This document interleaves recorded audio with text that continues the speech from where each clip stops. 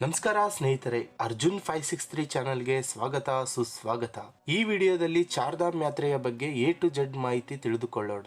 ಚಾರ್ಧಾಮ್ ಯಾತ್ರೆ ಯಾವ ಸಮಯದಲ್ಲಿ ಮಾಡಬೇಕು, ಚಾರ್ಧಾಮ್ ಯಾತ್ರೆಗೆ ರಿಜಿಸ್ಟರ್ ಹೇಗೆ ಮಾಡಿಕೊಳ್ಳಬೇಕು, ಚಾರ್ಧಾಮ್ ಯಾತ್ರೆಗೆ ನಮ್ಮ ಕರ್ನಾಟಕದಿಂದ ಹೇಗೆ ಹೋಗಬೇಕು, ಚಾರ್ಧಾಮ್ ಯಾತ್ರೆಗೆ ಟ್ಯಾಕ್ಸಿ ಹೇಗೆ ಬುಕ್ ಮಾಡಿಕೊಳ್ಳುವುದು ಮತ್ತು ಟೂರ್ ಅಂಡ್ ಟ್ರಾವೆಲ್ಸ್ ನಲ್ಲಿ ಹೇಗೆ ಹೋಗುವುದು, ಚಾರ್ಧಾಮ್ ಯಾತ್ರೆಯಲ್ಲಿ ಮರೆಯದೆ ನೋಡುವ ಸ್ಥಳಗಳು ಯಾವುವು, ಚಾರ್ಧಾಮ್ ಯಾತ್ರೆಯಲ್ಲಿ ಹೋಟೆಲ್ ಮತ್ತು ರೂಮ್ಗಳ ವ್ಯವಸ್ಥೆ ಏನಿದೆ, ಚಾರ್ಧಾಮ್ ಯಾತ್ರೆಯಲ್ಲಿ ತುಂಬಾ ಚಳಿ ಮಳೆ ಇರುವ ಕಾರಣ ಯಾವ ರೀತಿ ಬಟ್ಟೆ, ಬ್ಯಾಗ್ ಮತ್ತು ಶೂ ಇನ್ನಿತರ ವಸ್ತುಗಳು ತೆಗೆದುಕೊಂಡು ಹೋಗಬೇಕು, ಕೇದಾರ್ನಾಥ್ ಮತ್ತು ಯಮುನೋತ್ರಿಯಲ್ಲಿ ಟ್ರೆಕ್ಕಿಂಗ್ ಮಾಡಲು ಆಗದಿಲ್ಲದವರಿಗೆ ಕುದುರೆ ಮತ್ತು ಪಲ್ಲಕ್ಕಿಗಳಲ್ಲಿ ಹೋಗಬಹುದು, ಅವರು ಎಷ್ಟು ಚಾರ್ಜ್ ಮಾಡುತ್ತಾರೆ, ಕೊನೆಯದಾಗಿ ಚಾರ್ಧಾಮ್ ಯಾತ್ರೆಗೆ ಎಷ್ಟು ದಿನಗಳು ಬೇಕು ಮತ್ತು ಎಷ್ಟು ಖರ್ಚಾಗುತ್ತದೆ, ಈ ಎಲ್ಲಾ ಮಾಹಿತಿ ಈ ವಿಡಿಯೋದಲ್ಲಿ ನೋಡೋಣ. ಅದಕ್ಕೂ ಮುನ್ನ ಈ ವಿಡಿಯೋ ನೋಡುತ್ತಿರುವವರು ದಯವಿಟ್ಟು ನಮ್ಮ ಅರ್ಜುನ್ 563 ಚಾನಲ್ ಅನ್ನು ಸಬ್ಸ್ಕ್ರೈಬ್ ಮಾಡಿ ಬೆಂಬಲಿಸಿ. ಮೊದಲಿಗೆ ನೀವು ತಿಳಿದುಕೊಳ್ಳಬೇಕಾಗಿದ್ದು ಚಾರ್ಧಾಮ್ ಯಾತ್ರೆ ಅಂದರೆ ಯಮುನೋತ್ರಿ, ಗಂಗೋತ್ರಿ, ಕೇದಾರ್ನಾಥ್, ಬದ್ರಿನಾಥ್ ಇವುಗಳು ಛೋಟಾ ಚಾರ್ಧಾಮ್ ಯಾತ್ರೆ ಅಂತ ಕರೆಯುತ್ತಾರೆ. ನಿಜವಾದ ಚಾರ್ಧಾಮ್ ಯಾತ್ರೆ ಅಂದರೆ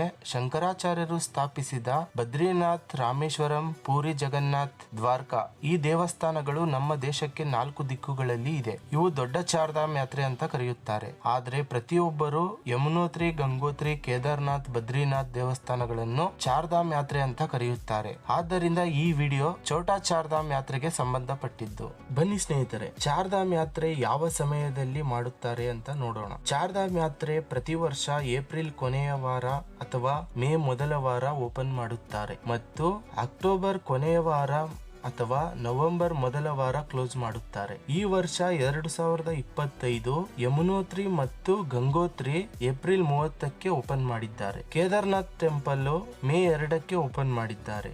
ಬದ್ರಿನಾಥ್ ಟೆಂಪಲ್ ಮೇ 4ಕ್ಕೆ ಓಪನ್ ಮಾಡಿದ್ದಾರೆ. ಮೇ ಮತ್ತು ಜೂನ್ ನಲ್ಲಿ ಬೇಸಿಗೆ ಇರುವ ಕಾರಣ ಮತ್ತು ವಾತಾವರಣ ಚೆನ್ನಾಗಿ ಇರುವ ಕಾರಣ ಸಾಕಷ್ಟು ಜನ ಚಾರ್ಧಾಮ್ ಯಾತ್ರೆ ಈ ತಿಂಗಳುಗಳಲ್ಲಿ ಮಾಡುತ್ತಾರೆ. ಈ 2 ತಿಂಗಳು ರೂಮ್ ಮತ್ತು ಟ್ಯಾಕ್ಸಿ ಪ್ರತಿಯೊಂದು ರೇಟ್ಗಳು ಜಾಸ್ತಿ ಇರುತ್ತೆ. ಜುಲೈ ಅಥವಾ ಆಗಸ್ಟ್, ಸೆಪ್ಟೆಂಬರ್, ಅಕ್ಟೋಬರ್ ನಲ್ಲಿ ಮಳೆ ಮತ್ತು ಚಳಿ ಜಾಸ್ತಿ ಇರುತ್ತೆ. ಆದ್ದರಿಂದ ಜನರು ಕಡಿಮೆ ಚಾರ್ಧಾಮ್ ಯಾತ್ರೆ ಮಾಡುತ್ತಾರೆ. ಈ ತಿಂಗಳುಗಳಲ್ಲಿ ಹೋದರೆ ದೇವರ ದರ್ಶನ ಬೇಗ ಆಗುತ್ತದೆ. ರೂಮ್, ಟ್ಯಾಕ್ಸಿ ರೇಟ್ಗಳು ಕಡಿಮೆ ಇರುತ್ತದೆ. ನೋಡಿ, ನಿಮಗೆ ಯಾವ ತಿಂಗಳುಗಳಲ್ಲಿ ಅನುಕೂಲವಾಗುತ್ತೋ ಆ ತಿಂಗಳುಗಳಲ್ಲಿ ಹೋಗಿ ಬನ್ನಿ. ಈಗ ಚಾರ್ಧಾಮ್ ಯಾತ್ರೆಗೆ ರಿಜಿಸ್ಟರ್ ಹೇಗೆ ಮಾಡಿಕೊಳ್ಳಬೇಕು ಅಂತ ನೋಡೋಣ. ಆನ್ಲೈನ್ ನಲ್ಲಿ ಮತ್ತು ಆಫ್ಲೈನ್ ನಲ್ಲಿ ರಿಜಿಸ್ಟರ್ ಮಾಡಿಕೊಳ್ಳಬಹುದು. ಆಫ್ಲೈನ್ ನಲ್ಲಿ ರಿಜಿಸ್ಟರ್ ಮಾಡಬೇಕು ಅಂದ್ರೆ 1 ಅಥವಾ 2 ದಿನ ಮುಂಚಿತವಾಗಿ ಉತ್ತರಾಖಂಡ್ಗೆ ಹೋಗಿ ನೋಂದಣಿ ಮಾಡಿಕೊಳ್ಳಬೇಕು. ಬೆಸ್ಟ್ ಆನ್ಲೈನ್ ನಲ್ಲೇ ರಿಜಿಸ್ಟರ್ ಮಾಡಿಕೊಳ್ಳಿ.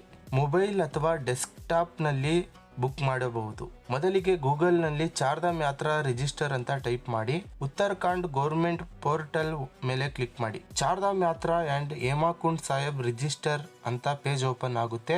ಹೆಸರು ಮತ್ತು ಮೊಬೈಲ್ ನಂಬರ್ ಫಿಲ್ ಮಾಡಿ. ಟೂರ್ ಆಪರೇಟರ್, ಇಂಡಿವಿಜುವಲ್, ಫ್ಯಾಮಿಲಿ ಯಾವುದು ಅಂತ ಸೆಲೆಕ್ಟ್ ಮಾಡಿ. ಟೂರ್ ಆಪರೇಟರ್ ಸೆಲೆಕ್ಟ್ ಮಾಡಿದ್ರೆ ಕಂಪನಿ ನೇಮ್ ಮತ್ತು GST ನಂಬರ್ ಕೇಳುತ್ತೆ. ಇಂಡಿವಿಜುವಲ್, ಫ್ಯಾಮಿಲಿ ಸೆಲೆಕ್ಟ್ ಮಾಡಿದ್ರೆ ಪಾಸ್ವರ್ಡ್ ಮತ್ತು ಕನ್ಫರ್ಮ್ ಪಾಸ್ವರ್ಡ್ ಕೇಳುತ್ತೆ. ಹಾಕಿ ನಂತರ ಹೊಸ ಪಾಸ್ವರ್ಡ್ ಕ್ರಿಯೇಟ್ ಆಗುತ್ತೆ. ನಂತರ ಮೊಬೈಲ್ ನಂಬರ್ಗೆ OTP ಬರುತ್ತೆ. OTP ಹಾಕಿ ನಂತರ ಇದೇ ವೆಬ್ಸೈಟ್ ನಲ್ಲಿ ಮೊಬೈಲ್ ನಂಬರ್, ಪಾಸ್ವರ್ಡ್, ಕ್ಯಾಪ್ಚಾ ಹಾಕಿ ಲಾಗಿನ್ ಆಗಬೇಕು. ನಂತರ ಈ ರೀತಿ ಡ್ಯಾಶ್ ಬೋರ್ಡ್ ಓಪನ್ ಆಗುತ್ತೆ.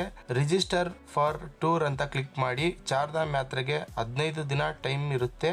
ನಿಮ್ಮ ಊರಿನಿಂದ ಉತ್ತರಾಖಂಡ್ ಸ್ಟೇಟ್ಗೆ ಅಂದರೆ ಹರಿದ್ವಾರ್ಗೆ ಯಾವಾಗ ಬರುತ್ತೀರಾ ಮತ್ತು ಯಾವಾಗ ಚಾರ್ಧಾಮ್ ಯಾತ್ರೆ ಮುಗಿಸಿ ಹರಿದ್ವಾರಕ್ಕೆ ಬರುತ್ತೀರಾ ಅಂತ ಡೇಟ್ ಸೆಲೆಕ್ಟ್ ಮಾಡಿ. ನಂಬರ್ ಆಫ್ ಟೂರಿಸ್ಟ್ ಸೆಲೆಕ್ಟ್ ಮಾಡಿ. Made of travel by road, by helicopter, by walking ನೀವು ಯಾವುದರಲ್ಲಿ ಯಾತ್ರೆ ಮಾಡುತ್ತೀರಾ ಅಂತ ಸೆಲೆಕ್ಟ್ ಮಾಡಿ. ನಂತರ ಯಾವ ಸ್ಥಳದಲ್ಲಿ ಯಾವ ಡೇಟ್ಗೆ ದರ್ಶನಕ್ಕೆ ಹೋಗುತ್ತೀರಾ ಅಂತ ಡೇಟ್ ಸೆಲೆಕ್ಟ್ ಮಾಡಿ. ಚಾರ್ಧಾಮ್ ಯಾತ್ರೆಗೆ ಹರಿದ್ವಾರದಿಂದ ಯಮುನೋತ್ರಿ ಯಾವ ಡೇಟ್ ನಲ್ಲಿ ವಿಸಿಟ್ ಮಾಡುತ್ತೀರಾ, ಗಂಗೋತ್ರಿಗೆ ಯಾವ ಡೇಟ್ ನಲ್ಲಿ ವಿಸಿಟ್ ಮಾಡುತ್ತೀರಾ, ಕೇದಾರ್ನಾಥ್ಗೆ ಯಾವ ಡೇಟ್ ನಲ್ಲಿ ವಿಸಿಟ್ ಮಾಡುತ್ತೀರಾ, ಬದ್ರಿನಾಥ್ ಯಾವ ಡೇಟ್ ನಲ್ಲಿ ವಿಸಿಟ್ ಮಾಡುತ್ತೀರಾ, ಡೇಟ್ ನೋಡಿಕೊಂಡು ಸೆಲೆಕ್ಟ್ ಮಾಡಿ. ಹರಿದ್ವಾರದಿಂದ ಇವತ್ತು ಬೆಳಗ್ಗೆ ಯಾತ್ರೆ ಪ್ರಾರಂಭ ಮಾಡಿದ್ದರೆ next day Yamunotri date select ಮಾಡಿ. ಯಮುನೋತ್ರಿಯಿಂದ 2 ಡೇಸ್ ಆದ ಮೇಲೆ ಗಂಗೋತ್ರಿ ಡೇಟ್ ಸೆಲೆಕ್ಟ್ ಮಾಡಿ. ಗಂಗೋತ್ರಿಯಿಂದ 2 ದಿನ ಆದ್ಮೇಲೆ ಕೇದಾರ್ನಾಥ್ ಡೇಟ್ ಸೆಲೆಕ್ಟ್ ಮಾಡಿ. ಕೇದಾರ್ನಾಥ್ ಆದ ಮೇಲೆ 2 ದಿನ ಅಥವಾ 3 ದಿನದ ನಂತರ ಬದ್ರಿನಾಥ್ ಡೇಟ್ ಸೆಲೆಕ್ಟ್ ಮಾಡಿ. ನಾನು ಅಂದಾಜು ಡೇಟ್ ಹೇಳುತ್ತಿದ್ದೇನೆ. ಡೇಟ್ ನೀವು ಪ್ಲಾನ್ ಮಾಡಿಕೊಂಡು ಸೆಲೆಕ್ಟ್ ಮಾಡಿಕೊಳ್ಳಿ. ಹೆಲಿಪ್ಯಾಡ್ ನಲ್ಲಿ ಹೋಗುವವರಿಗೆ ಬೇರೆ ಡೇಟ್ ಆಗುತ್ತೆ, ಬೈ ರೋಡ್ ನಲ್ಲಿ ಹೋಗುವವರಿಗೆ ಬೇರೆ ಡೇಟ್ ಆಗುತ್ತೆ. ನೀವು ಪ್ಲಾನ್ ಮಾಡಿಕೊಂಡು ಡೇಟ್ ಸೆಲೆಕ್ಟ್ ಮಾಡಿಕೊಳ್ಳಿ, ನಂತರ ಸೇವ್ ಕೊಡಿ. ನಂತರ ಆಧಾರ್ ನಂಬರ್ ಹಾಕಿ ರಿಕ್ವೆಸ್ಟ್ OTP ಕೊಡಿ, OTP ಹಾಕಿ. ಈ ರೀತಿ ಪೇಜ್ ಓಪನ್ ಆಗುತ್ತೆ. Name, age, gender, email, mobile number, Aadhaar card number, country, address, city, district name, state, contact person name, emergency contact number, contact person relative, mode of travel Dham, ಯಾವುದರಲ್ಲಿ ಯಾತ್ರೆ ಮಾಡುತ್ತೀರಾ, medical condition, ಏನಾದರೂ ತೊಂದರೆ ಇದ್ದರೆ ಸೆಲೆಕ್ಟ್ ಮಾಡಿ, ಇಲ್ಲ ಅಂದರೆ NA ಸೆಲೆಕ್ಟ್ ಮಾಡಿ. ಡ್ರೈವರ್ ನೇಮ್, ವೆಹಿಕಲ್ ನಂಬರ್ ಇದ್ರೆ ಫಿಲ್ ಮಾಡಿ, ಇಲ್ಲ ಖಾಲಿ ಬಿಡಿ. ನಂತರ ಪಾಸ್ಪೋರ್ಟ್ ಸೈಜ್ ಫೋಟೋ ಅಪ್ಲೋಡ್ ಮಾಡಿ. ನಂತರ ID ಕಾರ್ಡ್ ಸೆಲೆಕ್ಟ್ ಮಾಡಿ, ಅದರ ಫೋಟೋ ಅಪ್ಲೋಡ್ ಮಾಡಿ, ಸೇವ್ ಮಾಡಿ. ನೀವು ಎಷ್ಟು ಜನ ಹೋಗುತ್ತೀರಾ ಎಲ್ಲರದು ಇದೇ ರೀತಿ ರಿಜಿಸ್ಟರ್ ಮಾಡಿಕೊಳ್ಳಬೇಕು. ನಂತರ ಫಿನಿಶ್ ಮೇಲೆ ಕ್ಲಿಕ್ ಮಾಡಿ. ಇವಾಗ ನಿಮ್ಮ ಚಾರ್ಧಾಮ್ ಯಾತ್ರೆ ರಿಜಿಸ್ಟರ್ ಕಂಪ್ಲೀಟ್ ಆಯ್ತು. ಈಗ ರಿಜಿಸ್ಟ್ರೇಷನ್ ಸರ್ಟಿಫಿಕೇಟ್ ಡೌನ್ಲೋಡ್ ಮಾಡಿಕೊಳ್ಳಿ. ಬೇಕು ಅಂದರೆ ಪೆನ್ಸಿಲ್ ಐಕಾನ್ ಮೇಲೆ ಕ್ಲಿಕ್ ಮಾಡಿ. ನೇಮ್ ಒಂದು ಬಿಟ್ಟು ಬೇರೆ ಎಲ್ಲ ಎಡಿಟ್ ಮಾಡಿಕೊಳ್ಳಬಹುದು. ಇದೇ ನೋಡಿ ಚಾರ್ಧಾಮ್ ಯಾತ್ರೆ ರಿಜಿಸ್ಟರ್ ಲೆಟರ್. ಈ QR ಕೋಡ್ ತುಂಬಾ ಮುಖ್ಯ. ಯಾತ್ರೆಯ ಸಮಯದಲ್ಲಿ ಸ್ಕ್ಯಾನ್ ಮಾಡುತ್ತಾರೆ. ಹೆಲಿಕಾಪ್ಟರ್ ಯಾತ್ರೆ ಮಾಡುತ್ತಿದ್ದರೆ ಮಿನಿಮಮ್ ಒಂದು ಗ್ರೂಪ್ ನಲ್ಲಿ 6 ಜನರ ರಿಜಿಸ್ಟರ್ ಮಾಡಿಕೊಳ್ಳಿ. 6 ಜನರ ಮೇಲೆ ರಿಜಿಸ್ಟರ್ ಮಾಡಬೇಡಿ. ಅವರದು ಇನ್ನೊಂದು ಗ್ರೂಪ್ ನಲ್ಲಿ ರಿಜಿಸ್ಟರ್ ಮಾಡಿಕೊಳ್ಳಿ. ಚಾರ್ಧಾಮ್ ಯಾತ್ರೆಗೆ ನಮ್ಮ ಕರ್ನಾಟಕದಿಂದ ಹೇಗೆ ಬರಬೇಕು ಅಂತ ನೋಡೋಣ ಬನ್ನಿ. ಚಾರ್ಧಾಮ್ ಯಾತ್ರೆ ಮಾಡಬೇಕು ಅಂದ್ರೆ ಮೊದಲು ನಾವು ಹರಿದ್ವಾರ ಅಥವಾ ರಿಷಿಕೇಶ್ಗೆ ಬರಬೇಕಾಗುತ್ತೆ. ಚಾರ್ಧಾಮ್ ಯಾತ್ರೆ ಹರಿದ್ವಾರದಿಂದ ಪ್ರಾರಂಭವಾಗಿ ಮತ್ತೆ ಹರಿದ್ವಾರದಲ್ಲಿ ಮುಕ್ತಾಯವಾಗುತ್ತದೆ. ನಮ್ಮ ಕರ್ನಾಟಕದ ಮಂಗಳೂರು ಮತ್ತು ಉಡುಪಿಯಿಂದ ಡೈರೆಕ್ಟ್ ಹರಿದ್ವಾರ ಮತ್ತು ರಿಷಿಕೇಶಿವರೆಗೆ ಪ್ರತಿ ಶುಕ್ರವಾರ ರಾತ್ರಿ 8:05ಕ್ಕೆ ಮಂಗಳೂರಿನಿಂದ ಮತ್ತು ರಾತ್ರಿ 9:22ಕ್ಕೆ ಉಡುಪಿಯಿಂದ ಯೋಗಾನಗರಿ ರಿಷಿಕೇಶಿ ಸೂಪರ್ ಫಾಸ್ಟ್ ಟ್ರೈನ್ ಇದೆ. Rail number 22659. ಈ ರೈಲ್ನಿಂದ ನೀವು ಡೈರೆಕ್ಟ್ ಹರಿದ್ವಾರಕ್ಕೆ ಬರಬಹುದು. ಬೇರೆ ಜಿಲ್ಲೆಗಳಿಂದ ಡೈರೆಕ್ಟ್ ಹರಿದ್ವಾರಕ್ಕೆ ರೈಲು ಇಲ್ಲ. ಆದ್ದರಿಂದ ದೆಹಲಿಗೆ ರೈಲು ಅಥವಾ ಫ್ಲೈಟ್ ಮುಖಾಂತರ ಬನ್ನಿ. ದೆಹಲಿಯಿಂದ ಹರಿದ್ವಾರಕ್ಕೆ ಸಾಕಷ್ಟು ರೈಲುಗಳು ಮತ್ತು ಬಸ್ಸುಗಳು ಸಿಗುತ್ತದೆ. IRCTC ವೆಬ್ಸೈಟ್ ನಲ್ಲಿ ಅಥವಾ ಆಪ್ ನಲ್ಲಿ ರೈಲುಗಳು ಚೆಕ್ ಮಾಡಿ ಬುಕ್ಕಿಂಗ್ ಮಾಡಿಕೊಳ್ಳಿ. ರಿಷಿಕೇಶಿ ಮತ್ತು ಹರಿದ್ವಾರದಿಂದ ಚಾರ್ಧಾಮ್ ಯಾತ್ರೆ ಮಾಡಬಹುದು. ಹರಿದ್ವಾರ ಚಾರ್ಧಾಮ್ ಯಾತ್ರೆಗೆ ಹೆಬ್ಬಾಗಿಲು. ಇಲ್ಲಿಂದಾನೇ ಚಾರ್ಧಾಮ್ ಯಾತ್ರೆ ಪ್ರಾರಂಭವಾಗುತ್ತದೆ. ವಿಮಾನದಲ್ಲಿ ಬರಬೇಕು ಅಂದ್ರೆ ಹತ್ತಿರದ ವಿಮಾನ ನಿಲ್ದಾಣ ಡೆಹ್ರಾಡೂನ್ ಏರ್ಪೋರ್ಟ್. ಹರಿದ್ವಾರಕ್ಕೆ ಬಂದರೆ ಹೋಟೆಲ್ ಬುಕ್ಕಿಂಗ್ ಮಾಡಿಕೊಂಡು ರೆಸ್ಟ್ ಮಾಡಿ. ಹರಿದ್ವಾರದಲ್ಲಿ ಸಾಕಷ್ಟು ಹೋಟೆಲ್ ರೂಮ್ಗಳು ಇವೆ. ಇವರು 1500ರಿಂದ 2000ವರೆಗೆ ಚಾರ್ಜ್ ಮಾಡುತ್ತಾರೆ. ಹೋಟೆಲ್ ನಲ್ಲಿ ಊಟದ ವ್ಯವಸ್ಥೆ ಇರುತ್ತೆ ಮತ್ತು ಇಲ್ಲೇ ಸಣ್ಣ ಪುಟ್ಟ ಹೋಟೆಲ್ ರೆಸ್ಟೋರೆಂಟ್ಗಳು ಇವೆ. ಇವರು ಒಂದು ಊಟಕ್ಕೆ 100ರಿಂದ 150ರವರೆಗೆ ಚಾರ್ಜ್ ಮಾಡುತ್ತಾರೆ. ಇವತ್ತು ನೈಟು ಹರಿದ್ವಾರದಲ್ಲೇ ಸ್ಟೇ ಮಾಡಿ ವಿಶ್ರಾಂತಿ ಪಡೆಯಿರಿ. ಸ್ನೇಹಿತರೆ, ಚಾರ್ಧಾಮ್ ಯಾತ್ರೆಗೆ ರಿಜಿಸ್ಟರ್ ಮಾಡಿಕೊಂಡು ಕರ್ನಾಟಕದಿಂದ ಹರಿದ್ವಾರಕ್ಕೆ ಬಂದು ತಲುಪಿದ್ದೀವಿ. ಹರಿದ್ವಾರದಲ್ಲಿ ಸಾಕಷ್ಟು ಟೂರ್ ಅಂಡ್ ಟ್ರಾವೆಲ್ಸ್ ಕಂಪನಿಗಳು ಇವೆ. ಇವರ ಹತ್ರ ನಮಗೆ ಟ್ಯಾಕ್ಸಿ ಬಾಡಿಗೆಗೆ ಸಿಗುತ್ತೆ. ಜನ ಜಾಸ್ತಿ ಇದ್ರೆ TT ಕೂಡ ಸಿಗುತ್ತೆ. ಇನ್ನೂ ಜನ ಜಾಸ್ತಿ ಇದ್ರೆ ಬಸ್ಸುಗಳು ಬಾಡಿಗೆಗೆ ಸಿಗುತ್ತೆ. ನೀವು ಎಷ್ಟು ಜನ ಇದ್ದೀರಾ ಅಷ್ಟು ಜನಕ್ಕೆ ಯಾವುದು ಆಗುತ್ತೋ ಅದು ಬುಕ್ ಮಾಡಿಕೊಳ್ಳಿ. ಕಾರಿಗೆ ಒಂದು ದಿನಕ್ಕೆ 5ರಿಂದ 6 ಸಾವಿರದವರೆಗೆ ಬಾಡಿಗೆ ಚಾರ್ಜ್ ಮಾಡುತ್ತಾರೆ. ಚಾರ್ಧಾಮ್ ಯಾತ್ರೆಗೆ ಒಟ್ಟು 10ರಿಂದ 11 ದಿನಕ್ಕೆ ಕಾರ್ ಬುಕ್ ಮಾಡಿಕೊಳ್ಳಬೇಕಾಗುತ್ತೆ. ಮತ್ತು ಟೂರ್ ಅಂಡ್ ಟ್ರಾವೆಲ್ಸ್ ನಲ್ಲಿ ಪ್ಯಾಕೇಜ್ ಚಾರ್ಧಾಮ್ ಯಾತ್ರೆ ಕೂಡ ಇರುತ್ತೆ. ಇವರು ಒಬ್ಬರಿಗೆ 20ರಿಂದ 30 ಸಾವಿರದವರೆಗೂ ಚಾರ್ಜ್ ಮಾಡಿ ಎಲ್ಲಾ ಚಾರ್ಧಾಮ್ ಯಾತ್ರೆ ದರ್ಶನ ಮಾಡಿಸಿಕೊಂಡು ಮತ್ತೆ ಹರಿದ್ವಾರಕ್ಕೆ ತಂದು ಬಿಡುತ್ತಾರೆ. ಆದರೆ ಪ್ಯಾಕೇಜ್ ನಲ್ಲಿ ಏನಿರುತ್ತೋ ಅಷ್ಟೇ ತೋರಿಸಿಕೊಂಡು ರಿಟರ್ನ್ ಬರುತ್ತಾರೆ. ಸ್ವಂತ ಕಾರ್ ಬುಕ್ ಮಾಡಿಕೊಂಡು ಹೋದರೆ ಹೋಗುವ ದಾರಿಯಲ್ಲಿ ಸಾಕಷ್ಟು ದೇವಸ್ಥಾನಗಳು, ನೋಡುವ ಸ್ಥಳಗಳು ಎಲ್ಲ ನೋಡಿಕೊಂಡು ಹೋಗಬಹುದು. ಆನ್ಲೈನ್ ನಲ್ಲಿ ಪ್ಯಾಕೇಜ್ ಬುಕ್ ಮಾಡಿಕೊಳ್ಳುವಾಗ ಸಾಕಷ್ಟು ಫೇಕ್ ಟೂರ್ ಅಂಡ್ ಟ್ರಾವೆಲ್ಸ್ ಕಂಪನಿಗಳು ಇವೆ, ನೋಡಿಕೊಂಡು ಬುಕ್ ಮಾಡಿಕೊಳ್ಳಿ. ಮತ್ತು ಪ್ಯಾಕೇಜ್ ನಲ್ಲಿ ಹೋಗುವಾಗ ಪ್ಯಾಕೇಜ್ ನಲ್ಲಿ ಏನೆಲ್ಲ ಇದೆ, ಯಾವೆಲ್ಲ ಸ್ಥಳಗಳು ತೋರಿಸಿಕೊಂಡು ಬರುತ್ತಾರೆ ಮತ್ತು ಪ್ಯಾಕೇಜ್ ನಲ್ಲಿ ಏನೆಲ್ಲ ಅನುಕೂಲ ಇದೆ ಎಲ್ಲ ನೋಡಿಕೊಂಡು ಬುಕ್ ಮಾಡಿಕೊಳ್ಳಿ. ಮತ್ತು ಚಾರ್ಧಾಮ್ ಯಾತ್ರೆಗೆ ಹೆಲಿಕಾಪ್ಟರ್ ಮುಖಾಂತರನೂ ಮಾಡಬಹುದು. ಚಾರ್ಧಾಮ್ ಯಾತ್ರೆ 4 ದಿನಗಳಲ್ಲಿ ಮುಗಿಸಿಕೊಂಡು ಬರುತ್ತಾರೆ ಹೆಲಿಕಾಪ್ಟರ್ ನಲ್ಲಿ. ಇವರು ಅಂದಾಜು 1,50,000 ಚಾರ್ಜ್ ಮಾಡಬಹುದು. ಸ್ವಂತ ಕಾರ್ ಬುಕ್ ಮಾಡಿಕೊಂಡು ಹೋದರೆ ಪ್ರತಿಯೊಂದು ಸ್ಥಳಗಳು ನೋಡಿಕೊಂಡು ಬರಬಹುದು. ಪ್ಯಾಕೇಜ್ ನಲ್ಲಿ ಹೋದರೆ ಆ ಪ್ಯಾಕೇಜ್ ನಲ್ಲಿ ಏನೆಲ್ಲ ಇದೆ ಅಷ್ಟೇ ತೋರಿಸಿಕೊಂಡು ಬರುತ್ತಾರೆ, ಬೇರೆ ಯಾವ ಸ್ಥಳಗಳು ತೋರಿಸಿಕೊಂಡು ಬರುವುದಿಲ್ಲ ಪ್ಯಾಕೇಜ್ ನಲ್ಲಿ. ನನ್ನ ಅಭಿಪ್ರಾಯ, ಒಂದು ಒಳ್ಳೆ ಕಾರ್ ಬುಕ್ ಮಾಡಿಕೊಂಡು ವಿತ್ ಡ್ರೈವರು ಸಿಗುತ್ತಾರೆ. 10 ರಿಂದ 11 ದಿನಕ್ಕೆ ಚಾರ್ಧಾಮ್ ಯಾತ್ರೆಗೆ ಹರಿದ್ವಾರದಿಂದ ಬುಕ್ ಮಾಡಿಕೊಳ್ಳಿ. ಆರಾಮಾಗಿ ಎಲ್ಲಾ ಪ್ರದೇಶಗಳು ನೋಡಿಕೊಂಡು ಚಾರ್ಧಾಮ್ ಯಾತ್ರೆ ಮುಗಿಸಿಕೊಂಡು ಮತ್ತೆ ಹರಿದ್ವಾರಕ್ಕೆ ಬರಬಹುದು. ಸ್ನೇಹಿತರೆ, ಹರಿದ್ವಾರಕ್ಕೆ ಬಂದು ಸೇರಿಕೊಂಡಿದ್ದೀರಾ, ರಿಜಿಸ್ಟರ್ ಆಗಿದೆ, ಕಾರ್ ಬುಕ್ ಆಗಿದೆ. ಇವಾಗ ಹರಿದ್ವಾರದಿಂದ ಚಾರ್ಧಾಮ್ ಯಾತ್ರೆ ಪ್ರಾರಂಭ ಮಾಡೋಣ. ಬನ್ನಿ ಸ್ನೇಹಿತರೆ, ಚಾರ್ಧಾಮ್ ಯಾತ್ರೆ ಡೇ 1 ರಿಂದ ಡೇ 10 ನೋಡೋಣ. ಡೇ 1 ಚಾರ್ಧಾಮ್ ಯಾತ್ರೆ ಹರಿದ್ವಾರದಿಂದ ಬಾರ್ಕೋಟ್ಗೆ ಬನ್ನಿ. ಸುಮಾರು 180 ಕಿಲೋಮೀಟರ್ ದೂರ, 6 ರಿಂದ 8 ಗಂಟೆ ಪ್ರಯಾಣ ಆಗುತ್ತೆ. ನೈಟ್ ಇಲ್ಲೇ ಹೋಟೆಲ್ ರೂಮ್ ಬುಕ್ ಮಾಡಿಕೊಳ್ಳಿ. ಇಲ್ಲಿ ಸಾಕಷ್ಟು ಹೋಟೆಲ್ ರೂಮ್ ವ್ಯವಸ್ಥೆ ಇರುತ್ತೆ. 1,500 ರಿಂದ 2,000 ಚಾರ್ಜ್ ಮಾಡುತ್ತಾರೆ. ಹೋಟೆಲ್ ನಲ್ಲೇ ಊಟದ ವ್ಯವಸ್ಥೆ ಇರುತ್ತೆ, ಇಲ್ಲ ಸಣ್ಣ ಪುಟ್ಟ ರೆಸ್ಟೋರೆಂಟ್ ಗಳು ಇರುತ್ತೆ, ಇಲ್ಲೇ ಊಟ ಮಾಡಿ. ಇವರು ಒಂದು ಊಟಕ್ಕೆ 100 ರಿಂದ 150 ಚಾರ್ಜ್ ಮಾಡುತ್ತಾರೆ. ಇವತ್ತು ನೈಟ್ ಇಲ್ಲೇ ಬಾರ್ಕೋಟ್ ನಲ್ಲೇ ಸ್ಟೇ ಮಾಡಿ. ಡೇ 2 ಬೆಳಗ್ಗೆ ಬೇಗ 2 ಅಥವಾ 3 ಗಂಟೆಗೆ ಎದ್ದು ಫ್ರೆಶ್ ಅಪ್ ಆಗಿ ರೈನ್ ಕೋಟ್, ಟ್ರೆಕ್ಕಿಂಗ್ ಶೂ, ಚಳಿ ಬಟ್ಟೆ, ಟೋಪಿ, hand gloves, rain mobile cover, ಬೇಕಾಗಿರುವ ಮೆಡಿಸಿನ್ ತೆಗೆದುಕೊಂಡು ಬಾರ್ಕೋಟ್ ಇಂದ 45 ಕಿಲೋಮೀಟರ್ ಪ್ರಯಾಣ ಮಾಡಿಕೊಂಡು ಜಾನಕಿ ಜಟ್ಟಿಗೆ ಸೇರಿಕೊಳ್ಳಬೇಕು. ಜಾನಕಿ ಜಟ್ಟಿಯಿಂದ ಸುಮಾರು 6 ಕಿಲೋಮೀಟರ್ ಬೆಟ್ಟದ ಮೇಲೆ ಟ್ರೆಕ್ಕಿಂಗ್ ಮಾಡಬೇಕಾಗುತ್ತೆ. ಕಷ್ಟದ ಟ್ರೆಕ್ಕಿಂಗ್ ಇರುತ್ತೆ. ಜಾನಕಿ ಜಟ್ಟಿಗೆ ಬೇಗ ಬರುವುದಕ್ಕೆ ಪ್ಲಾನ್ ಮಾಡಿಕೊಂಡು ಬಾರ್ಕೋಟ್ ಇಂದ ಬರುವಾಗ ಟ್ರಾಫಿಕ್ ಜಾಮ್ ತುಂಬಾ ಆಗುವ ಸಾಧ್ಯತೆ ಹೆಚ್ಚು ಇರುತ್ತೆ. ಬೆಟ್ಟ ಗುಡ್ಡಗಳ ಮಧ್ಯೆ ರೋಡ್ ಇದೆ. ಜಾನಕಿ ಜಟ್ಟಿಗೆ ಬಂದ್ರೇನೆ ಊಟ ಮಾಡಿಕೊಂಡು ಟ್ರೆಕ್ಕಿಂಗ್ ಸ್ಟಾರ್ಟ್ ಮಾಡಿ. ಟ್ರೆಕ್ಕಿಂಗ್ ಮಾಡಲು ಆಗದಿರುವವರಿಗೆ ಕುದುರೆ ಮತ್ತು ಪಲ್ಲಕ್ಕಿ ವ್ಯವಸ್ಥೆ ಇರುತ್ತೆ. ಕುದುರೆದವರು ಅಂದಾಜು 2,000 ದಿಂದ 2,500 ಚಾರ್ಜ್ ಮಾಡುತ್ತಾರೆ ಮತ್ತು ಪಲ್ಲಕ್ಕಿನಲ್ಲಿ ಅಂದಾಜು 5,000 ಚಾರ್ಜ್ ಮಾಡುತ್ತಾರೆ. ಸೀಸನ್ ಮೇಲೆ ರೇಟ್ ಹೆಚ್ಚು ಕಮ್ಮಿ ಮಾಡುತ್ತಾರೆ. ಯಮುನೋತ್ರಿ ಟ್ರೆಕ್ಕಿಂಗ್ ಲೈಫ್ ನಲ್ಲಿ ಮರೆಯೋಕೆ ಆಗುವುದಿಲ್ಲ. ಹಿಮದ ಬೆಟ್ಟಗಳು, ಪ್ರಕೃತಿ ನೋಡಲು 2 ಕಣ್ಣು ಸಾಲುವುದಿಲ್ಲ. ಯಮುನಾ ನದಿ ಹುಟ್ಟುವ ಸ್ಥಳ ಯಮುನೋತ್ರಿ ಸೇರಿಕೊಂಡ ಮೇಲೆ ಮೊದಲಿಗೆ ದೇವಸ್ಥಾನದ ಹತ್ತಿರವ ನ್ಯಾಚುರಲ್ ಬಿಸಿ ನೀರಿನ ಕುಂಡ ಇದೆ. ಇದನ್ನೇ ಸೂರ್ಯ ಕುಂಡ ಅಂತ ಕರೆಯುತ್ತಾರೆ. ಈ ಕುಂಡದಲ್ಲಿ ಅಕ್ಕಿ ಮತ್ತು ಆಲೂಗಡ್ಡೆ ಕುದಿಸಿ ಯಮುನೋತ್ರಿ ದೇವಿಗೆ ನೈವೇದ್ಯಗೆ ಇಡುತ್ತಾರೆ ಮತ್ತು ಇದೇ ರೀತಿ ದೊಡ್ಡ ಬಿಸಿ ನೀರಿನ ಕುಂಡಗಳು ಇವೆ. ಇಲ್ಲೇ ಸ್ನಾನ ಮಾಡಬಹುದು. ನಂತರ ಯಮುನಾ ದೇವಿ ದರ್ಶನ ಮಾಡಿಕೊಂಡು ರಿಟರ್ನ್ 6 ಕಿಲೋಮೀಟರ್ ಟ್ರೆಕ್ಕಿಂಗ್ ಮಾಡಿಕೊಂಡು, ಇಲ್ಲ ಅಂದ್ರೆ ಕುದುರೆ ಪಲ್ಲಕ್ಕಿ ಮುಖಾಂತರ ಕೆಳಗೆ ಜಾನಕಿ ಜಟ್ಟಿಗೆ ಬರಬೇಕು. ಜಾನಕಿ ಜಟ್ಟಿಯಿಂದ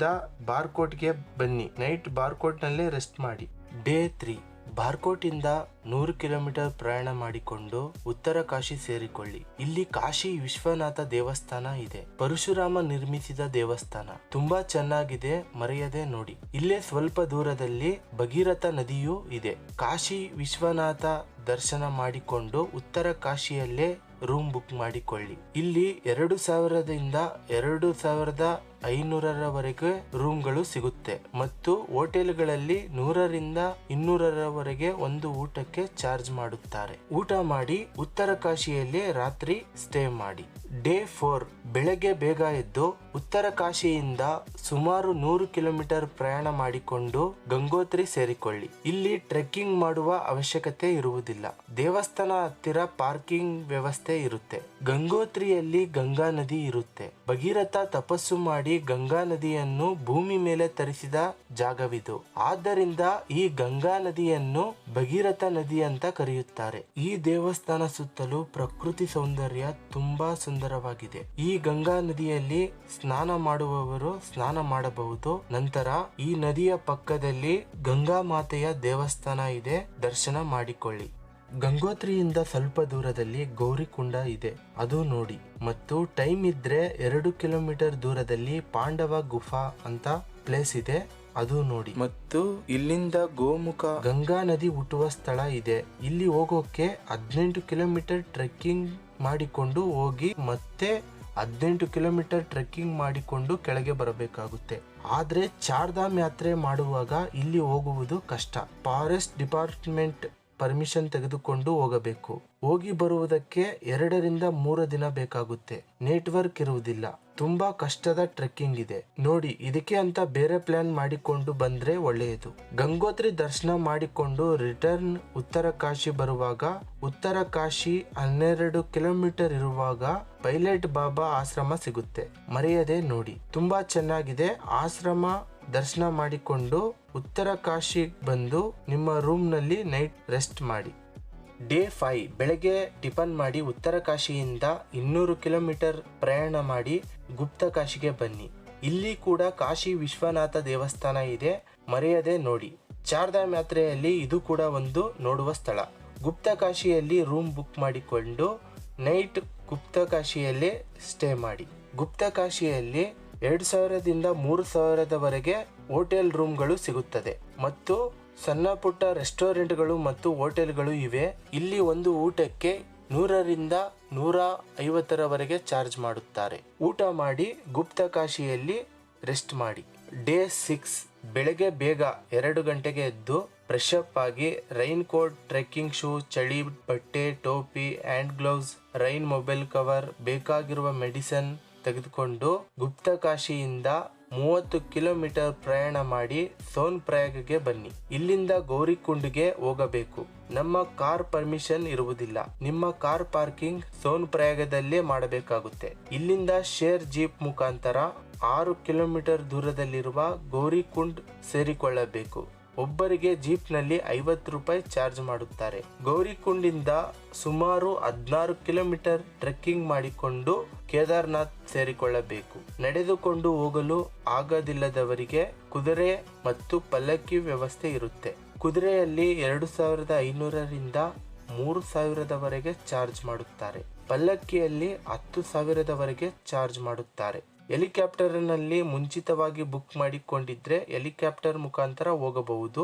IRCTC ಹೆಲಿ ಯಾತ್ರಾ ಉತ್ತರಾಖಂಡ್ ಗೌರ್ಮೆಂಟ್ ವೆಬ್ಸೈಟ್ ನಲ್ಲಿ ಬುಕ್ ಮಾಡಿಕೊಳ್ಳಿ. ಕೇದಾರ್ನಾಥ್ 16 ಕಿಲೋಮೀಟರ್ ಟ್ರೆಕ್ಕಿಂಗ್ ತುಂಬಾ ಚೆನ್ನಾಗಿರುತ್ತೆ. ಅಷ್ಟೇ ಕಷ್ಟನೂ ಇರುತ್ತೆ, ಆದ್ರೆ ಲೈಫ್ ನಲ್ಲಿ ಮರೆಯೋಕೆ ಆಗುವುದಿಲ್ಲ. ಅಷ್ಟು ಪ್ರಕೃತಿ ಸೌಂದರ್ಯ ಕಣ್ಣು ತುಂಬಿಕೊಳ್ಳಬಹುದು. ಇವತ್ತೇ ಕೇದಾರ್ನಾಥ್ ಸೇರಿಕೊಂಡ ಮೇಲೆ ಟೈಮ್ ಇದ್ರೆ 12 ಜ್ಯೋತಿರ್ಲಿಂಗಗಳಲ್ಲಿ ಒಂದಾದ ಕೇದಾರ್ನಾಥ್ ಜ್ಯೋತಿರ್ಲಿಂಗ ದೇವರ ದರ್ಶನ ಮಾಡಿಕೊಳ್ಳಿ. ನಂತರ ದೇವಸ್ಥಾನದ ಹಿಂದೆ ದೊಡ್ಡ ಬಂಡೆ ಒಂದು ಇದೆ, ಇದು ಕೂಡ ದರ್ಶನ ಮಾಡಿಕೊಳ್ಳಿ. 2013ರಲ್ಲಿ ಪ್ರಳಯ ಆದಾಗ ಇದೇ ಬಂಡೆ ದೇವಸ್ಥಾನ ಹಿಂದೆ ಬಂದು ನಿಂತಿರೋದು. ಆದ್ದರಿಂದ ದೇವಸ್ಥಾನಕ್ಕೆ ಏನೂ ಆಗಿಲ್ಲ ಅಂತ ನಂಬಿಕೆ.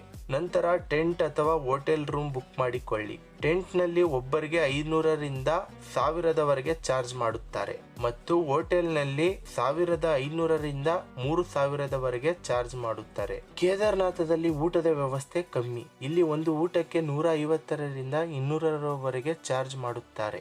ಊಟ ಮಾಡಿಕೊಂಡು ನೈಟ್ ಕೇದಾರ್ನಾಥದಲ್ಲಿ ರೂಮ್ ಅಥವಾ ಟೆಂಟ್ ಅಲ್ಲಿ ಸ್ಟೇ ಮಾಡಿ.